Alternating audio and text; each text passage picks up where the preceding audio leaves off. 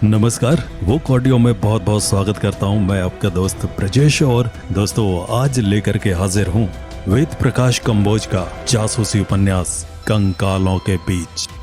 और चलिए बढ़ते हैं कहानी में आगे की ओर। उसके बाद आदमी का सिर दूसरी औरत के पैरों में फंसा कर उसके पैर इस ढंग से फंसा दिए कि वो सिर ना निकाल सके। इस प्रकार इंग्लिश का एन अक्षर बन गया। दो औरतों के सिर आपस में जोड़कर उसने उनकी टांगों में एक लकड़ी बांधकर अंग्रेजी का ए आकार बनाया। उसने इस प्रकार शरीरों को तोड़ मरोड़ कर अंग्रेजी के अन्य अक्षर बनाए। इस प्रक्रिया में कितने बेहोश हो गए और कितने मर गए नहीं जानता, लेकिन वो उन्हें बांध बांध कर जमीन पर डालता रहा। शरीर के वे अक्षर अपने पैरों पर खड़े रहने की शक्ति नहीं रखते थे। उन्हें पीछे लकड़ियां जमा जमा कर खड़ा किया गया। इतनी अंग्रेजी में जानता था। उसने मानव शरीरों के अक्षर बनाकर एक देश बनाया था।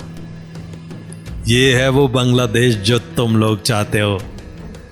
वो अपनी पूरी ताकत से चिल्लाया। तुमसे नहीं बना, लो मैंने तुम्हारा बांग्लादेश बना दिया। पूजा करो इसकी। और फिर किसी पागल की तरह उन्मत्त होकर उसने उन अक्षरों के शरीरों पर गोलियां बरसानी शुरू कर दी। एक दूसरे से बंधे होने और लकड़ियों के टिके रहने के कारण कोई नहीं गिरा, लेकिन उसने उनके सारे शरीरों को गोलियों से छलनी कर दिया। फिर उनके गिर्द लकड़ियां एकत्रित करके उसने उनमें आग लगा दी। डूबते सूर्य की रोशनी में उभरती वो आग।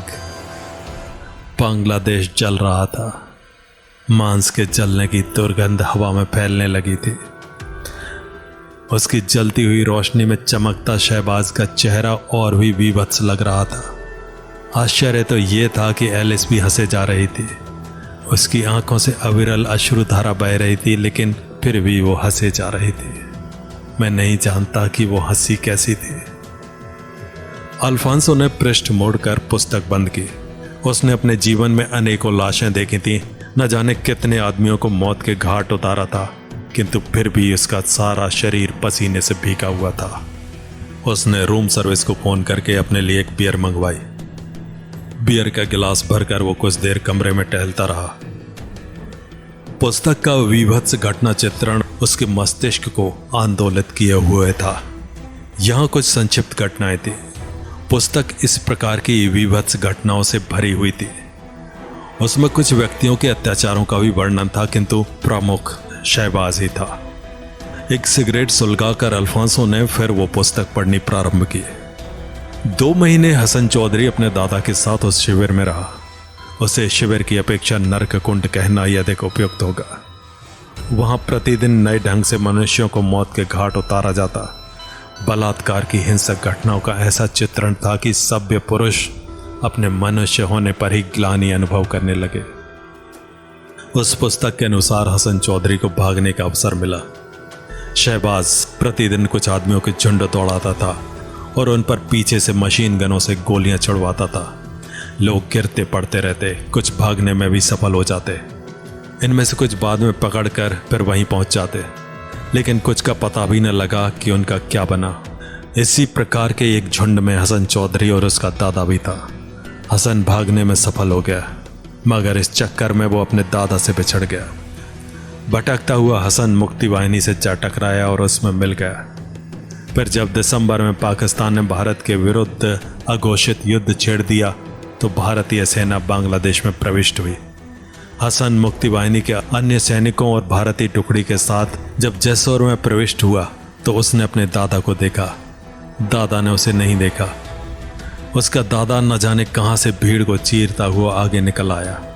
उसने जबरदस्ती एक भारतीय सैनिक को अपनी छाती से चिपकाकर उसे थपथपाया और चूमना शुरू कर दिया। सैनिक ने अपने आप को विचित्र से धर्म संकट में अनुभव किया। हसन अपने दादा की ओर लपका। उसका दादा तब तक सैनिक के पैर में गिरकर उसके बूटों को चूमता हुआ फूट फूट कर रो रहा था। हसन ने दादा को संभाला। दादा ने उसे देखा, लेकिन उसकी दृष्टि निर्जीव थी। स्पष्ट सी बांग्ला में उसने कुछ कहा और दम तोड़ दिया। दादा बहुत अशक्त था और उसके शरीर के घावों में कीड़े पड़ गए थे। शायद वो इसी दिन की प्रतीक्षा में था जब हिंदुओं और हिंदुस्तान के प्रति उसका विद्वेष उसकी आंखों से पानी बनकर बह जाए। हसन ने इस घटना का इतना मार्मिक बखान किया था कि पढ़ते पढ़ते अल्फांसो की आंखों के किनारों से भी आंसू बहने लगे थे। आंखों में पानी की धुंध तथा जगने के कारण जब अक्षर स्पष्ट रूप से दिखाई नहीं दिए तो उसने फिर पृष्ठ मोड़कर पुस्तक बंद कर दी। कुछ देर बाद संयत होकर उसने फिर पुस्तक पढ़नी शुरू की। पुस्तक में मुक्ति के बाद की घटनाओं का करुणापूर्ण और हृदय स्पर्शी चित्रण था। किस प्रकार उसने विभिन्न स्थानों पर पाकिस्तानी सैनिकों और रजाकारों के पापों को, अपने पेट में ढोती पगलाई औरतों को सड़कों पर दिशाहीन सा घूमते देखा। उसने बताया कि मुक्ति के लगभग 4 महीने बाद उसने एलिस को नारायणगंज की सड़कों पर नंगे घूमते हुए देखा। उसे पकड़कर रेड क्रॉस के हवाले कर दिया।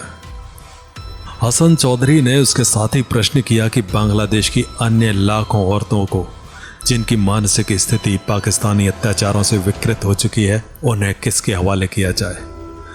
मुक्ति के बाद किस प्रकार उनके अनाथ जीवन में एक दूसरा अध्याय शुरू हुआ और किस प्रकार उसने आंखों देखे अत्याचारों को लिपिबद्ध करना शुरू किया, पुस्तक में इस सब का वर्णन था। पुस्तक समाप्ति से पहले उसने शहबाज को भी एक बार चटगांव में देखा, लेकिन उसकी स्थिति काफी संपन्न थी। हसन चौधरी के देखते देखते वो कार में बैठकर चला गया। अपने स्वतंत्र देश में उस नर पिशाच को निश्चिंत घूमते देखकर हसन के तन बदन में आग लग गई।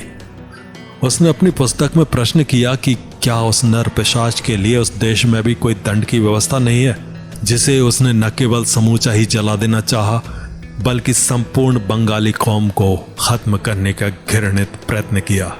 हसन चौधरी ने दुनिया के मालिक उस एक अल्लाह की प्रशस्ति में भी कुछ भावभीनी पंक्तियां लिखी, जिस पूरी दुनिया का मालिक है और इंसान की लाख कोशिशें करने के बावजूद भी उसे अपने बुरे इरादे में कामयाब नहीं होने देता।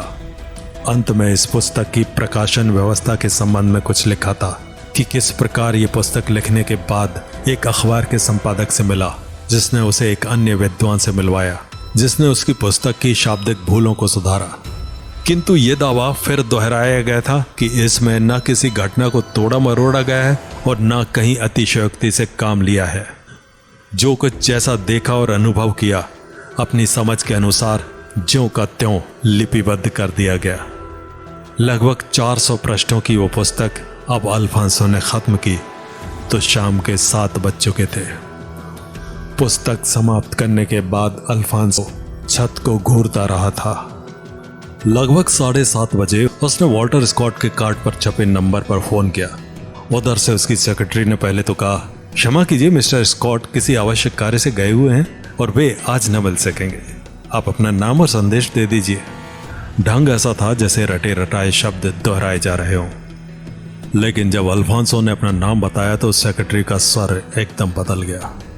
वो अपने सपाट व्यावसायिक स्वर के स्थान पर विनम्र स्वर में बोली, ओ मिस्टर अल्फांसो, आपके लिए तो मिस्टर स्कॉट ने विशेष निर्देश दिए हैं। मैं उनसे विशेष संबंध स्थापित करने की कोशिश करती हूँ। आप होटल में ही मेरे फ़ोन की प्रतीक्षा करें। अल्फांसो ने एक बियर और मंगवाई और फ़ोन आने की प्रतीक्षा करने लगा, किंतु उसके मस्तिष्क में पुस्तक की घटनाएं चलचित्र की भांति घूम रही थी। लेकिन उसके साथ ही ये प्रश्न अभी भी उसके लिए रहस्य बना हुआ था, जो वॉल्टर से पिछली मुलाकात के बाद उसके मस्तिष्क में उभरा था। आखिर स्कॉट ने उसे वो पुस्तक पढ़ने के लिए क्यों दी? केवल पढ़ने के लिए ही नहीं, बल्कि इस काम के लिए उसे $5000 भी दिए। सेक्रेटरी का फोन आया, मिस्टर स्कॉट आपसे मिलने के लिए आ रहे हैं।